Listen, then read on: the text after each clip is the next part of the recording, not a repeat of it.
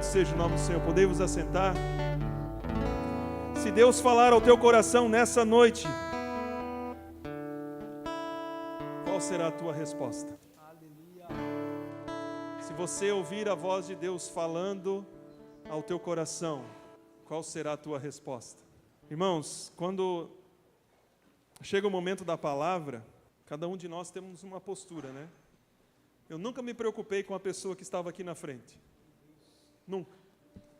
Desde quando eu recebi a Cristo, o mensageiro é o mais insignificante de todos. A mensagem da palavra de Deus é a mais importante.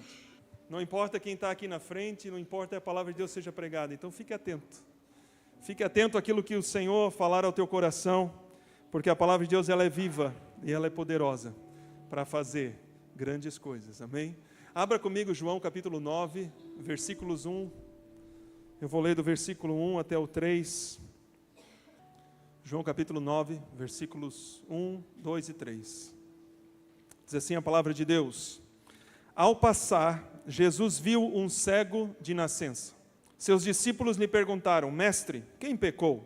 Este homem ou seus pais, para que ele nascesse cego? Disse Jesus: Nem ele, nem seus pais pecaram, mas isto aconteceu para que a obra de Deus se manifestasse na vida dele. Amém? Vou ler de novo 2. Mestre, quem pecou? Este homem ou seus pais, para que ele nascesse cego? Disse Jesus: Nem ele, nem seus pais pecaram, mas isto aconteceu para que a obra de Deus se manifestasse na vida dele. Amém? Qual é o propósito da vida?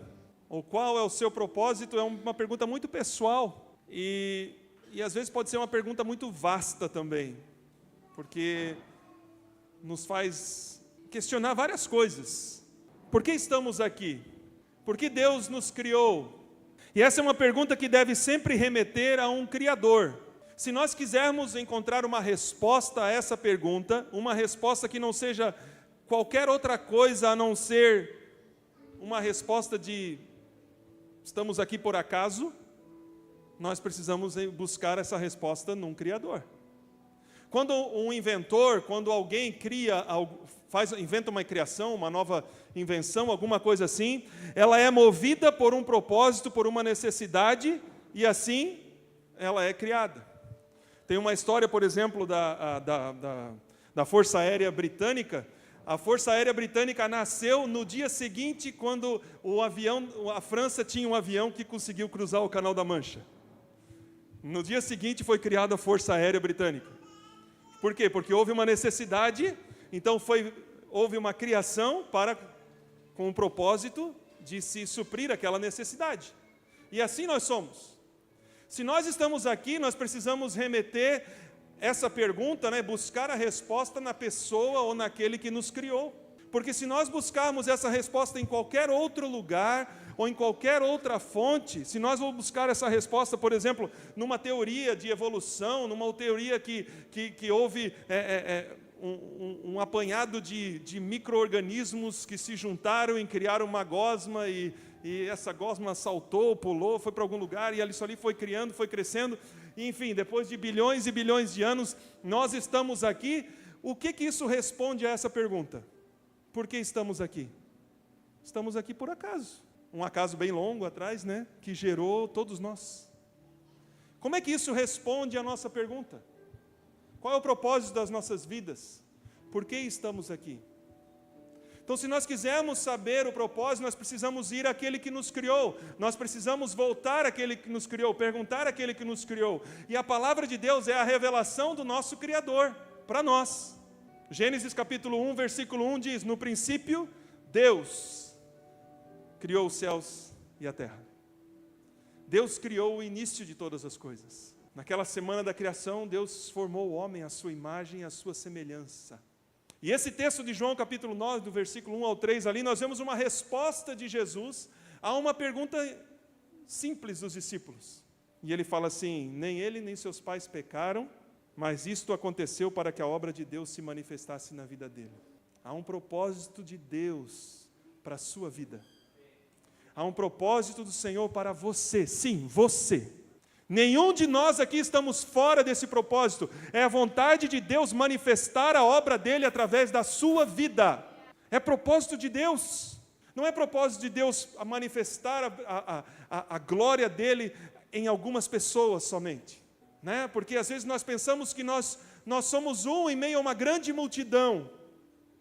Não, é propósito de Deus manifestar a glória dele, a obra dele na sua vida, porque você é criação, você foi criado por Deus, e você está nessa terra, neste mundo, por um propósito divino. E isso é maravilhoso, porque isso fala que eu e você temos o quê? Valor. Nós somos valorosos para o Senhor, nós somos importantes ao Senhor. Quando Jesus Cristo morreu naquela cruz, Ele morreu por você, Ele morreu por mim, Ele morreu por nós. Deus amou o mundo de tal maneira que deu seu Filho unigênito, para que todo aquele que nele crê, não pereça, mas tenha a vida eterna. Há um propósito de Deus para a sua vida, para a sua vida. E nós precisamos entender isso. Então a resposta a essa pergunta, ela deve nos levar a Deus. Em primeiro lugar, quem é que sabe de uma invenção se não o inventor? Não é verdade? Quem é que sabe de uma criação se não aquele que o criou? Quem é que pode escrever um manual de algum equipamento, ou máquina, ou seja o que for, se não for o próprio inventor, aquele que criou, que sabe como é que funciona? Deus, Ele conhece você. Deus, Ele enviou o seu Filho a este mundo para salvar a sua vida. E eu falo isso, meu irmão, se fosse só por uma pessoa, Jesus teria descido a essa terra e teria vindo salvar. Mas o amor de Deus, Ele alcança muitos. Ele alcança as nossas vidas, para que seja manifesta a obra de Deus aqui na terra. Então todos nós nascemos com um propósito. A Escritura nos diz que quando esses discípulos viram aquele cego, a primeira coisa que eles fizeram foram ver que esse homem tinha um problema. Imediatamente viram o quê? Que ele estava cego. Um cego de nascença. Naquela época, um cego de nascença era uma pessoa necessitada da ajuda de outros. Aos olhos da sociedade, uma pessoa que talvez não tinha muito prospecto, mas para Jesus existia uma obra a ser realizada naquela vida. Para o Senhor existia uma obra do Pai a ser realizada naquela vida. A Bíblia nos diz que os discípulos viram que o problema desse homem era que ele era cego de nascença, e eles até dão uma razão, perguntam a razão daquilo, mas Jesus, quando viu esse homem, viu que ele tinha um outro propósito, e o propósito era manifestar a obra de Deus. Os discípulos viram o problema, Jesus viu a obra de Deus a ser manifesta. É por isso que o olhar de Cristo é um olhar maravilhoso. Por isso, quando a Bíblia fala, por exemplo, que os olhos do Senhor estão sobre, né? Isso tem a ver com favor, tem a ver com graça de Deus. Os olhos do Senhor estão sobre nós, estão sobre mim, estão sobre você. Isso tem a ver com amor de Deus, graça de Deus, favor do Senhor. Há poder nesse olhar de Jesus. Isso aconteceu, a Bíblia fala, né? Para que se manifestasse a obra de Deus. Jesus e os discípulos dele estavam olhando para a mesma pessoa. E nós muitas vezes olhamos para as pessoas com esses olhos nossos carnais aqui, né? Muitas vezes nós olhamos para nós diante do espelho e nós vimos as nossas limitações, nós vemos os nossos problemas, nós vemos as nossas dificuldades, nós vemos muitas vezes essas coisas e nós somos definidos por ela. Outras pessoas nos rotulam, nos definem, muitas vezes pelas nossas dificuldades, pelas nossas limitações, até pelos nossos pecados. Os discípulos viram um problema, os discípulos viram um homem, estavam indecisos sobre o porquê disso. Quem que pecou, Senhor, para que ele fosse assim? Queriam fazer sentido de uma coisa que ia além daquilo que os olhos naturais deles poderiam fazer sentido. Mas Jesus olhou esse homem de outra forma. Jesus olhou ele de outra forma. Como é que nós estamos olhando para dentro de nós? Como é que você vê você quando você se olha no espelho? Como é que você tem olhado as pessoas ao seu redor? Você tem olhado com os olhos de Cristo, ou você tem olhado para dentro de você e você só vê os problemas, e os problemas que são muito grandes, e talvez você culpa um, culpa outro, culpa alguém por você estar da forma como você está hoje. Talvez você é vítima de algo ou de alguma situação. e você recebe esse rótulo sobre a sua vida: não, meu irmão, não, minha irmã, essa não é a vontade de Deus para você. Deus criou você, e você está aqui nessa noite, você está me ouvindo. Por quê? Porque há um propósito e uma obra de Deus a ser revelada na sua vida. Amém? Há uma necessidade de Deus de trabalhar em você. Há um desejo de Deus, não uma necessidade, um desejo de Deus. Deus quer revelar a glória dele em você. Deus quer que você não seja rotulado pelo aquilo que os seus olhos naturais vejam, mas por aquilo que o Senhor vê. Ele te criou. Ele não quer que você seja definido pelas suas limitações. Não, Ele quer que a obra de Deus seja manifesta na sua vida. E isso é tremendo, amados, porque esse homem, se nós olharmos lá no versículo 33, diz assim: se esse homem não fosse versículo 32. Ninguém jamais ouviu que os olhos de um cego de nascença tivessem sido abertos. Versículo 33. Se esse homem não fosse de Deus, não poderia fazer coisa alguma. Olha só o que esse cego, que agora curado, declarava.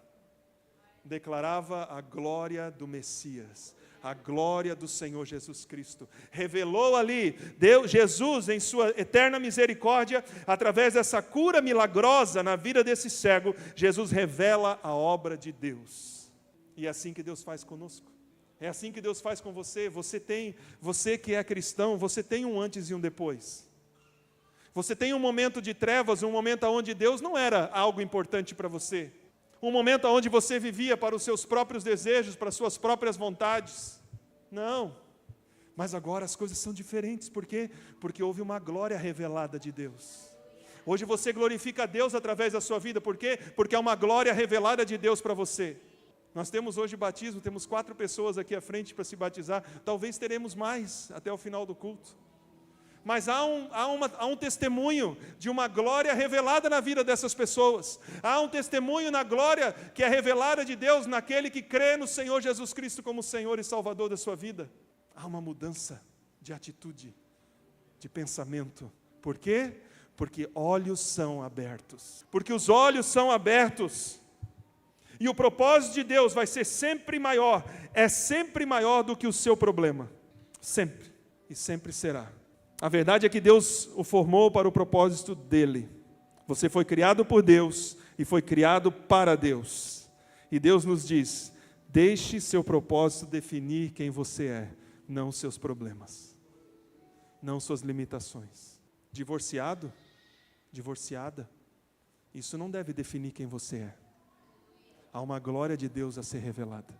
Pecados, vícios que te definem, não precisam te definir mais. Há uma glória do Pai a ser revelada.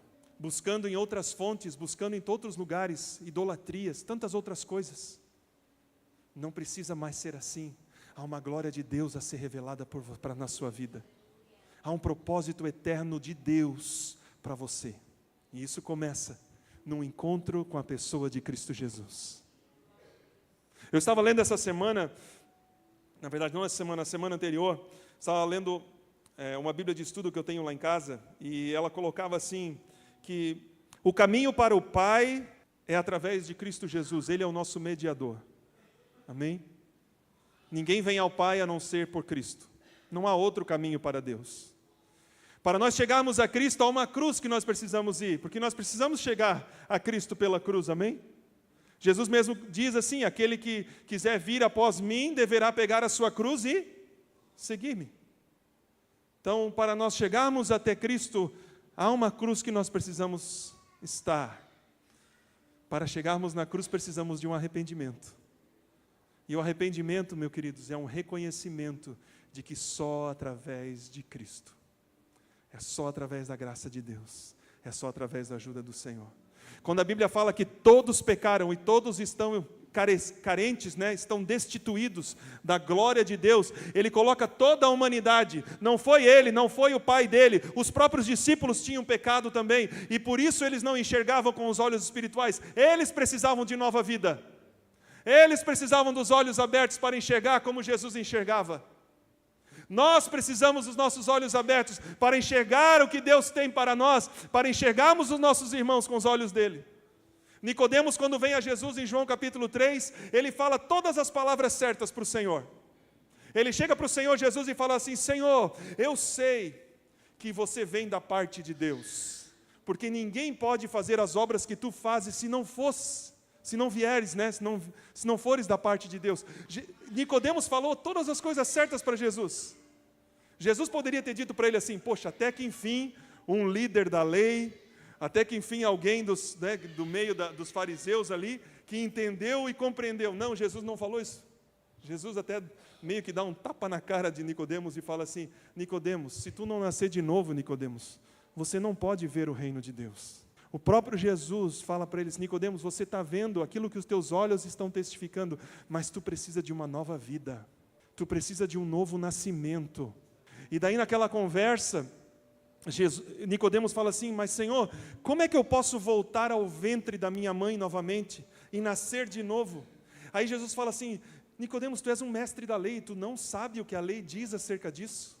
Jeremias profetizou acerca do novo coração, do novo nascimento. Ezequiel fala sobre o novo coração, sobre o novo nascimento.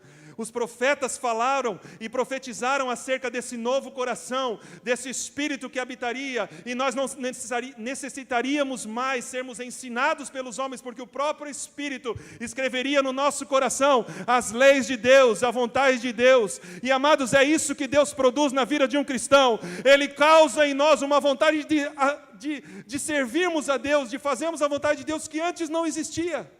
Eu não tinha esse desejo de servir a Deus antes de Cristo, antes de conhecer a Jesus. Mas agora eu não consigo viver se não for dessa forma.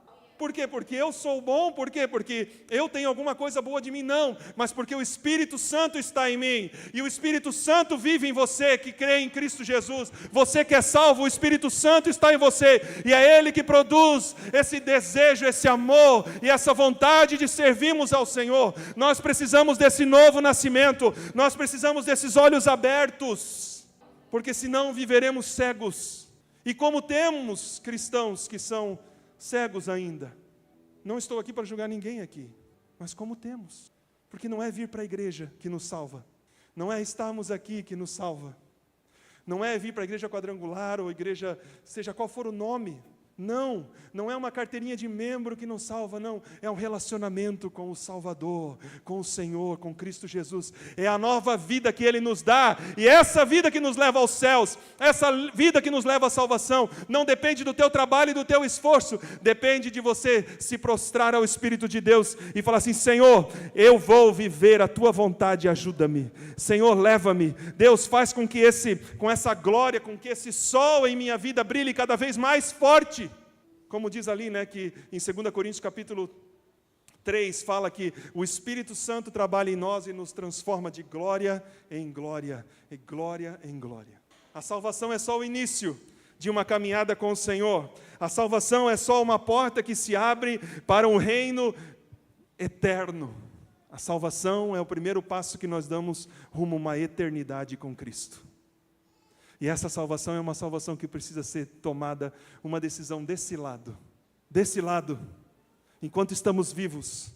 Abra comigo em Hebreus capítulo 11, Hebreus capítulo 9, meus irmãos, 27. Hebreus capítulo 9, versículo 27. Diz assim a palavra de Deus: da mesma forma como o homem está destinado a morrer uma só vez, e depois disso enfrentar o juízo, assim também Cristo foi oferecido em sacrifício uma única vez, para tirar os pecados de muitos. E aparecerá uma segunda vez, não para tirar pecado mais, mas para trazer salvação àqueles que o aguardam. Amém? A você e eu está destinados uma vida, essa vida. A Bíblia diz que depois disso vem o juízo, mas aqueles que esperam pela segunda vinda de Cristo, aqueles que tiveram seus pecados removidos por Cristo, Ele virá uma segunda vez, não para tirar o pecado mais, mas para trazer a salvação àqueles que aguardam, para trazer a eternidade àqueles que esperam por Ele. E é isso, e é nesse lado que nós estamos. Enquanto há vida, enquanto há fôlego, há um momento de salvação. Enquanto há vida, enquanto há fôlego, há um momento de Deus revelar o propósito dEle, a obra dEle na sua vida. Mas eu já recebi a Cristo como meu Senhor e Salvador, pastor. Mas Deus ainda tem o propósito dEle para se revelar em você. Salvação é o início de uma caminhada. Salvação não é o fim dela. Às vezes pensamos assim: eu já fui para a igreja, já fui salvo, recebi a Jesus. Amém. Amém. Mas se você ficar só nessa, você está perdendo tudo o que Deus tem para você. Uma obra de transformação na sua vida, uma obra de renúncia que o Espírito Santo faz na sua vida, e você começa a ver como Cristo é valioso, como Deus é maravilhoso, e você começa a ver como Deus começa a transformar e tirar aquelas coisas que nós nos apegamos tanto nessa terra, tanto seguramos com tanta força, e a liberalidade, a liberdade que Deus nos dá em servirmos a Ele. Os discípulos olharam a esse homem com os olhos físicos. Os próprios discípulos precisavam ter seus olhos abertos. E assim é cada um de nós. Você só pode ver o seu propósito e a manifestação da glória na sua vida com os olhos espirituais. Por isso que nós não podemos olhar com esses olhos carnais. Por isso que nós não podemos deixar as circunstâncias nos definirem. Quem nos define é Cristo. É dele que vem a vida. É dele que vem salvação. É dele que vem propósito. Mais ninguém. Eu preciso desse milagre. Os discípulos começaram a fazer o jogo da culpa, né? E assim nós fazemos, né? Tão facilmente como seres humanos caídos que somos. Está nessa situação porque plantou, semeou. Às vezes falamos isso, né? Olhamos uma pessoa, olhamos o externo da pessoa. Se a pessoa está assim é porque também buscou isso. Colheu, semeou, colheu. E assim vai. Como Deus olha as pessoas? Jogamos o jogo da culpa, mas Jesus, ele interrompe o jogo da culpa na hora. Jesus não dá trela para aquilo. É a obra de Deus que precisa ser manifestada. Neste homem, nem esses seus pais pecaram. Vocês estão olhando de forma errada. Deus quer manifestar uma obra. Enquanto os discípulos queriam consertar uma suposta culpa, Deus estava interessado em consertar a pessoa. E é isso que Deus quer fazer. E é isso que Deus faz. Deus tem um milagre para a sua vida. Deus tem uma obra a realizar e manifestar. E Deus é esse especialista. Qual vai ser a sua resposta diante dessa mensagem, diante dessa palavra? Eu não quero? Senhor, não, muito obrigado. Está bem assim? Estou tranquilo, estou confortável? Talvez você possa dizer que você primeiro quer ir resolver os seus problemas e depois então vir a Cristo. Talvez você quer ainda resolver a sua situação e a sua vida na força do seu braço. Como é que você tem conseguido isso até agora? Está indo bem? Você precisa de Jesus. Eu preciso de Jesus. Talvez os seus problemas, você pensa, uma outra resposta é que os seus problemas são grandes demais para Deus. Deus é especialista em grandes problemas. Cego de nascença, nunca ninguém ali havia testemunhado que um cego de nascença começou a ver, né? Deus é especialista, Ele é o teu Criador. Ele sabe aonde girar, aonde mexer. Ele sabe. Ou talvez a sua resposta seja uma resposta assim: Senhor, eu quero que Tu manifeste a Tua obra na minha vida. Qual será a tua resposta? Há uma salvação que te espera. Há uma obra maravilhosa de Deus para ser revelada através de você. Sim, você. Essa mensagem não é para a pessoa do seu lado. Essa mensagem não é para a pessoa que não está aqui nessa noite. Não. Talvez, às vezes a gente pensa assim, mas se fulano tivesse aqui, se fulano tivesse aqui, se o meu filho tivesse aqui para ouvir isso hoje, se o meu esposo tivesse vindo, se a minha esposa tivesse vindo. Não, essa mensagem é para você. Para você. Deus, Ele pede uma resposta. Qual será a sua resposta? Permita que a obra de Deus seja manifestada na sua vida.